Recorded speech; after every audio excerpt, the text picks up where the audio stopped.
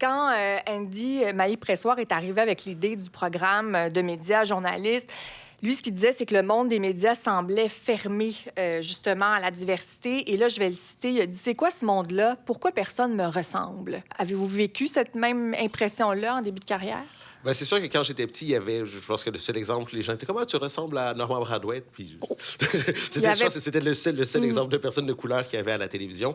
Après ça, par contre, il y a Philippe Fémieux qui est Oui. arrivé à Musique Plus, justement, et que j'admirais beaucoup, puis sans prendre conscience que c'était peut-être parce que j'étais moi aussi métisse ou mulâtre, mais je m'identifiais à lui, puis il y avait quelque chose de... J'étais content de voir quelqu'un de plus jeune et de cool, puis ça donnait aussi l'idée que c'était possible de réaliser, que c'était possible de soi aussi de rêver à ça.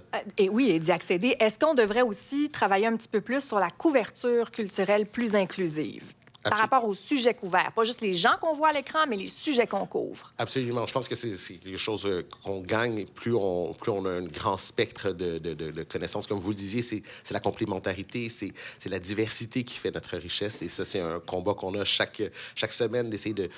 Oui, on a des temps limités, mais d'essayer de parler d'une variété, puis de variété de sujets, de formes d'art, et donner la parole aussi à la relève, de ne pas toujours revoir les mêmes visages. Et je pense que les téléspectateurs aiment ça aussi.